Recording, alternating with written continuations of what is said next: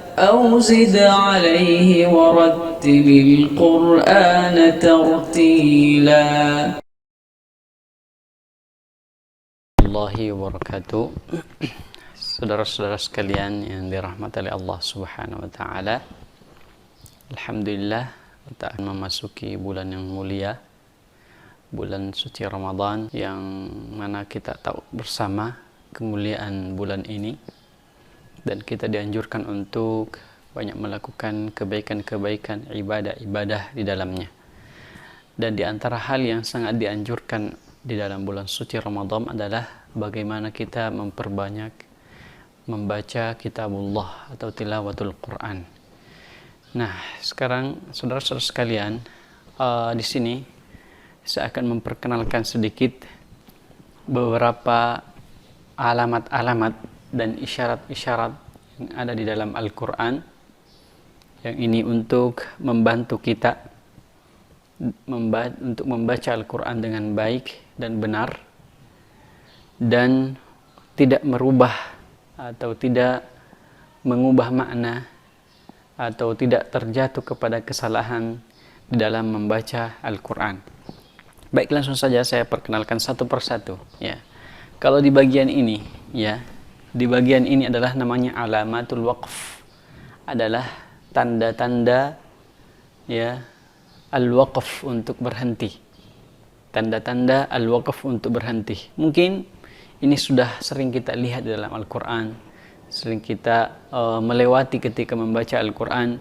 Namun mungkin di antara kita belum mengerti apa sebenarnya maksud dari tanda-tanda ini. Baik, sekarang yang pertama ini adalah ada namanya sola, so, lam, dan alif. Ya, so, lam, dan alif. Ini menunjukkan, tanda ini menunjukkan bahwasanya ya, bolehnya kita berhenti pada tanda ini. Bolehnya kita berhenti pada tanda ini, namun melanjutkan bacaan itu lebih utama. Jadi boleh berhenti, namun melanjutkan bacaan itu lebih utama. Kemudian yang kedua ada huruf jim. Jim ya adalah ya, bolehnya kita berhenti pada tanda ini. Bolehnya kita berhenti pada tanda ini. Kemudian ada qala, qaf, lam, dan alif. Ya. Ini menunjukkan bahwasanya ya, boleh kita berhenti dan boleh melanjutkan bacaan, tapi berhenti pada kata ini itu lebih utama. Berhenti pada tanda ini atau berhenti pada tanda ini itu lebih diutamakan. Kemudian ada lam. Ya. Lam ini menunjukkan adalah la, ya. Maksudnya jangan berhenti. Makanya kalau membaca la, ya, membaca Al-Quran dan menjumpai kata la seperti ini, ada tanda la, maka jangan berhenti pada kata itu. Kenapa? Karena kalau berhenti bisa saja dia merusak makna daripada Al-Quran. Kemudian ada tanda titik tiga. Ya. Tanda titik tiga kadang diantara oleh satu, dua, atau tiga kata. Kemudian kita jumpai lagi berikutnya ada tanda titik tiga lagi. Ya. Apa yang maksudnya dari tanda titik tiga ini? Maksudnya adalah bahwasanya kita tidak boleh berhenti di kedua titik tiga ini. Ya. Tapi berhenti di salah satu titik tiga ini. Kalau berhenti di awal, maka yang kedua kita tidak boleh berhenti. Atau berhenti kepada yang kedua, maka yang pertama kita tidak boleh berhenti. Maka harus memilih. Apakah yang pertama, apakah nafas kita sampai ke yang kedua, atau nafas kita pendek, maka kita berhenti kepada yang pertama. Kemudian ada mim kecil. Ya. Mim kecil ini menunjukkan atau tanda yang menunjukkan bahwasanya kita harus berhenti, lazim. Ya, al-waqful lazim. Ya, harus berhenti. Maka inilah tanda-tanda al-waqf, ya. Kita berhenti, kapan kita berhenti dan kapan kita dilarang untuk berhenti. Maka siapa yang tidak mengerti bahasa Arab, atau mungkin dia tidak mengerti hukum di dalam tajwid al-waqf wal ibtida, maka sepatutnya dia mengikuti tanda-tanda ini.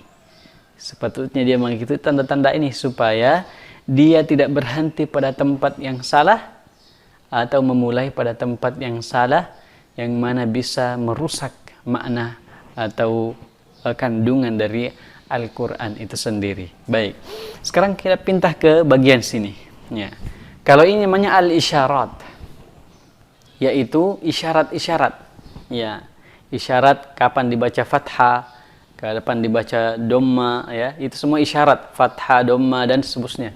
Itu semua isyarat-isyarat yang memiliki juga makna. Ya. Baik, yang pertama adalah kalau kita menjumpai ada kepala ha, ya, huruf ha kan seperti ini ya. Ya. Cuma kepalanya saja yang diambil. Ya. Ada kepala ha. Ya. Ini menunjukkan bahwasanya huruf itu harus dibaca jelas. Dan ini biasa disebut dengan alamatus sukun. Ketika huruf itu mati.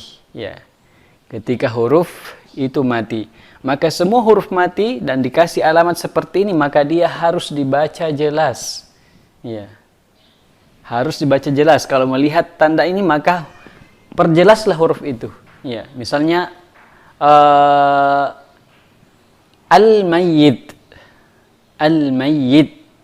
Ya, al-mayyit. Biasanya situ al-mayyit ada di atas lam, ada tanda ini, maka lamnya harus dibaca jelas. Tidak boleh tidak, ya. Tapi khusus pada huruf nun, ya. Khusus pada huruf nun, karena dalam huruf nun dia memiliki beberapa hukum ketika dia mati, ya.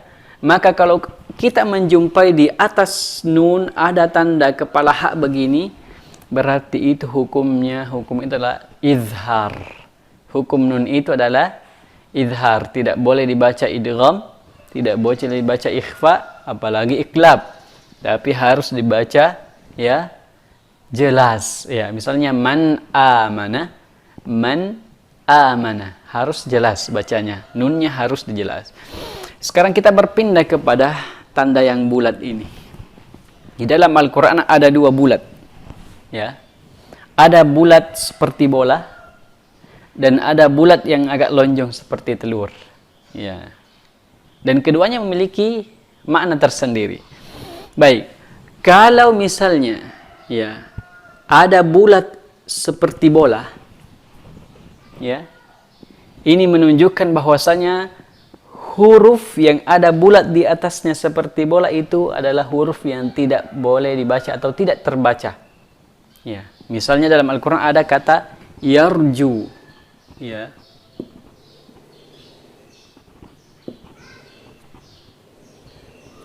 Kalau kalian perhatikan dalam Al-Quran, khususnya Rasmu Utsmani, ya, dia memiliki yarju, kata yarju ini ada alif di sini, kemudian ada tanda bulat di atasnya. Ini menunjukkan bahwasanya alif ini dia tidak boleh dibaca karena ada tanda, ya. Baik itu kita melanjutkan, ya, maksudnya yarju liqa Allah, liqa, ya. Baik kita berhenti yarju, ini tidak terbaca, atau yarju liqa Allah juga tidak terbaca, ya. Sekarang kita pindah kepada tanda yang lonjong. Bulat yang lonjong ini berbeda dengan bulat yang pertama. Ya, maknanya kalau ada ya bulat yang lonjong ya di atas huruf itu menunjukkan bahwasanya huruf itu tidak dibaca ketika melanjutkan bacaan dan dibaca ketika kita berhenti padanya. Ya. Misalnya saya kasih contoh ana illa nadhir. Ana. Sini ada mundat agak lonjong. Illa. Ya. Ana illa. Kalau di dalam kata ini saya berhenti pada kata ana, maka alifnya harus saya baca. Ana. Ya. Tapi kalau saya melanjutkan bacaan seterusnya, ya, maka saya tidak boleh baca alifnya. Maka saya membaca ana illa, ana illa. Ya. Ini kalau agak lonjong. Dalam Al-Quran banyak. Dzununa, salasila, ya, qawarira, ya, dan seterusnya, ya. Baik, sekarang kita pindah kepada alamat ini.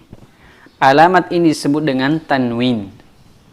Alamat ini disebut dengan tanwin. Namun tanwin ini kalau kita perhatikan dalam Al-Quran atau isyarat ini dalam Al-Quran berbeda-beda. Ya, berbeda-beda. Ada tanwin yang sejajar atau dhammahnya seperti ini, ya. Dhammahnya seperti ini. Kasrohnya juga sejajar. Ada tanwin yang cuma satu barisnya kemudian dikasih mim. Ya, begitu pula dhammah, kemudian dikasih mim, begitu pula kasrah. Ada tanwin yang tidak sejajar, agak miring sedikit ujungnya. Ya, agak serong sudut ujungnya. Ya. Begitu pula dhammahnya juga tidak seperti yang pertama. Ya. Dan juga yang kasrah juga seperti itu, dia tidak sejajar. Apa makna dari tanda-tanda atau isyarat-isyarat ini? Baik. Yang pertama, kalau dia sejajar, ya perhatikan, kalau dia sejajar, kasrahnya atau fathahnya dia sejajar dan dhammahnya seperti ini bentuknya, ya. Ada waw kemudian ada atasnya, ya. Maka ini menunjukkan bahwasanya harus dibaca izhar. Hukumnya di situ adalah izhar, harus dibaca jelas, ya. Harus dibaca jelas. Misalnya namakan kitabun anzalnahu. Kitabun, bunnya harus jelas. Karena di situ adalah izhar, maka tandanya harus seperti ini. Makanya kalau menjumpai kata tanwin yang sejajar betul ujungnya atau dhammahnya seperti ini, ya, maka yakinlah bahwasanya di situ tanwinnya harus dibaca jelas, dibaca izhar. Ya, baik. Kemudian yang kedua, bagaimana kalau ada tanwin namun cuma dikasih satu baris, kemudian ada huruf mim kecil di atasnya. Dhammahnya juga seperti itu. Ya, apa hukumnya atau apa isyarat apakah itu? Di sini menunjukkan bahwasanya tanwin itu dibaca iklab. Dibaca iklab, yang mana nun matinya pada tanwin itu diganti menjadi mim, menjadi mim, ya, menjadi mim. Kemudian yang terakhir, ya, bagaimana kalau dia tidak sejajar, ujungnya agak miring sedikit pada fathah dan kasrah. Adapun dhammahnya seperti ini, dia tidak ya seperti yang pertama, ada waw kemudian ada waw lagi di depannya. Kalau seperti ini ada waw kemudian ada yang terbalik di atasnya. Nah, ini tandanya apa? Ya, ini menunjukkan atau isyarat ini menunjukkan bahwasanya dia dibaca idgham atau dibaca ikhfa. Kalau bukan idgham berarti dia ikhfa. Baik, sekarang kita pindah kepada ini, ya. Ini namanya alamatul mad, isyaratul mad, atau isyarat-isyarat tentang mad. Kalau agak pendek seperti ini berarti dia adalah mad jaiz. Mad jaiz. Seperti misalnya ma anzalna. Ya, di sini ada ma anzalna, tapi dia agak pendek karena dia mad jaiz. Mad jaiz adalah mad yang dipanjangkan 4 atau sampai 5 harokat di dalam riwayat Hafs, ya, dalam Thariqatus Syatibiyah. Ya, mungkin kalau Thariqatus Thayyibatun Nashr boleh memanjangkan 2 harokat. Kemudian ada, ya, yang seperti ini, yang agak panjang sedikit. Ya. Ini menunjuk misalnya kata ulaika, ya. Ulaika. Di sini ada agak panjang, ya. Atau waladdallin.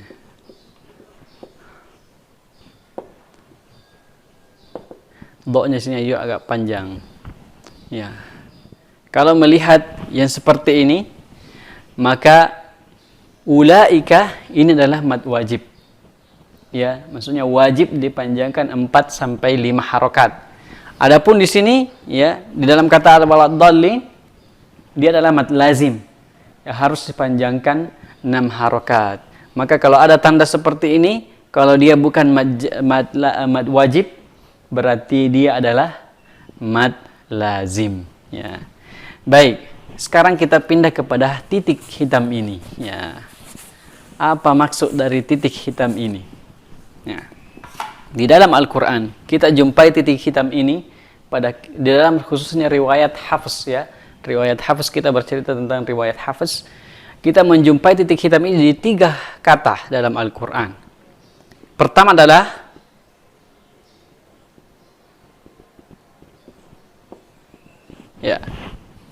pertama adalah ro. Ya, ada ro. Ya. Kata yang kedua adalah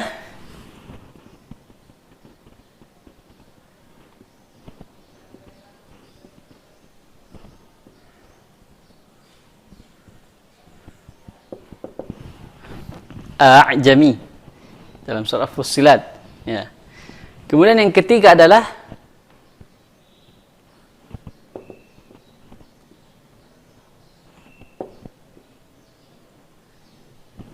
ya. Namun yang ketiga ini kadang kita ada yang meletakkan seperti ini. Ya, tanda seperti ini. Baik. Apa ya makna dari setiap ya titik hitam ini di setiap kata ini? Ya. Kalau yang pertama ini, ya. Kalau yang pertama ini dia dibaca namanya al-imalah. Al-imalah itu memiringkan. Jadi dia tidak dibaca ro, tapi dibaca re. Ya, makanya kalau kita baca di sini, ya, majreha, dia namanya imalah. Ya, jadi kalau majroha tidak, majreha karena ada titik hitam. Ya. Adapun kata a'jami ini namanya dibaca tashil. Tashil adalah untuk mempermudah. Kenapa disebut untuk mempermudah? Karena huruf hamzah ini adalah huruf yang berat diucapkan. Ada huruf syiddah. Ketika ada 2 huruf hamzah yang bertemu, itu sangat berat diucapkan. A'jami. Maka apa yang dibuat? Dilakukanlah pemudahan di hamzah yang kedua. Jadi Tapi ingat, jangan sampai B ke H, ya. Biasa ada yang membacanya jami tidak, ya. Tapi jami. Bukan juga jami, tidak. Bukan juga jami, tapi jami namanya tashil. Kemudian yang ketiga adalah ya, ini namanya ishmam. Pada kata yang ketiga ini dalam surah Yusuf, malaka la ta'manna. Ya.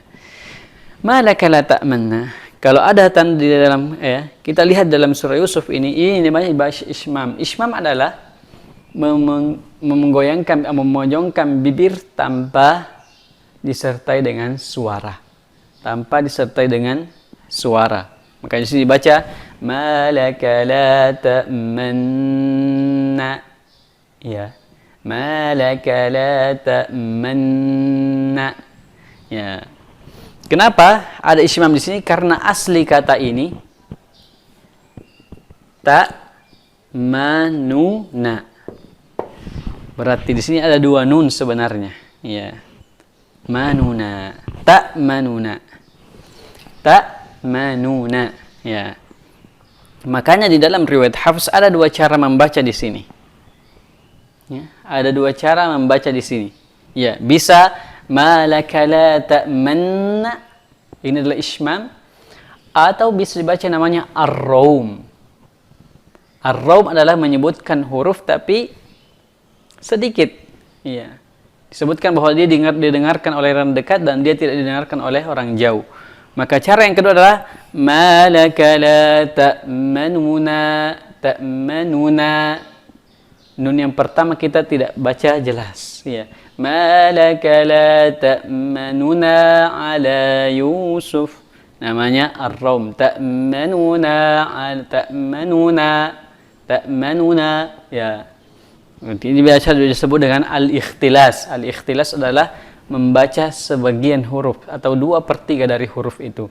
Malaka la ta'manuna ala Yusuf. Ya. Namun ya, sebenarnya ini yang paling kuat, ya. Yang paling utama dibaca. Namun yang kita lebih kenal adalah yang ismam yang pertama, ya. Maka inilah tanda-tanda ya kalau ada bulat. Namun di sini kata ismam ini ada yang sebagian menulis langsung ismam. Ismam ya. Dalam mushaf sebagian mushaf langsung menulis ismam, ada yang memberikan tanda titik hitam, ada yang memberikan tanda seperti ini. Ya, ada seperti itu. Baik. Sekarang yang terakhir, ya. Sebenarnya masih banyak alamat-alamat di dalam Al-Qur'an yang perlu untuk kita ketahui untuk membantu kita dalam membaca Al-Quran. Sekarang huruf sa. Ya. Sa ini ya, kadang kita jumpai misalnya dalam kata man raqa. Ya. Atau ya besutu.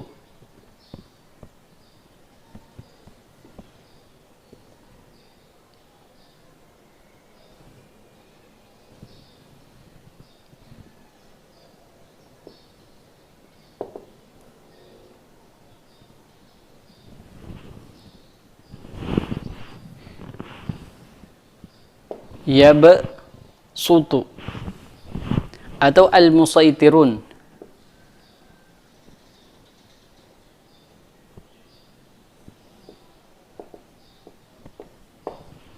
Ya.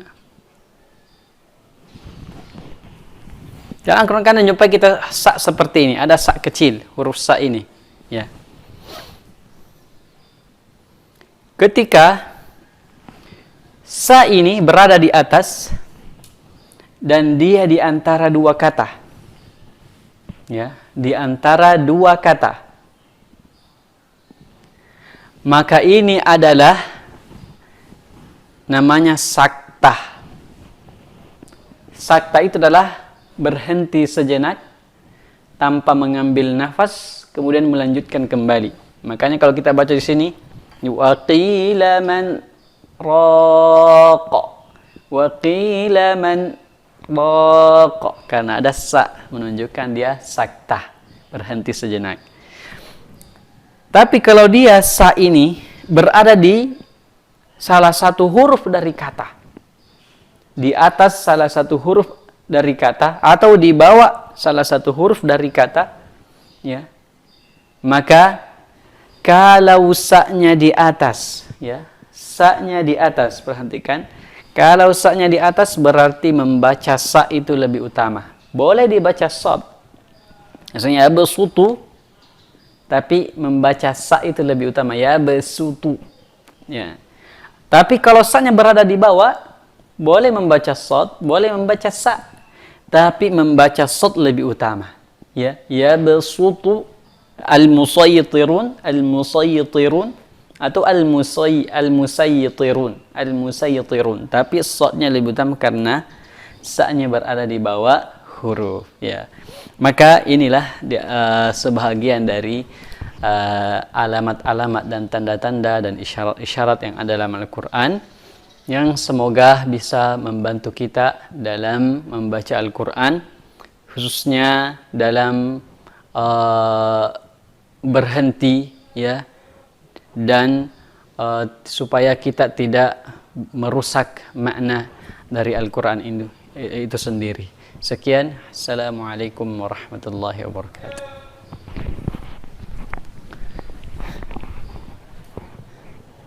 أو زد عليه ورتل القرآن ترتيلا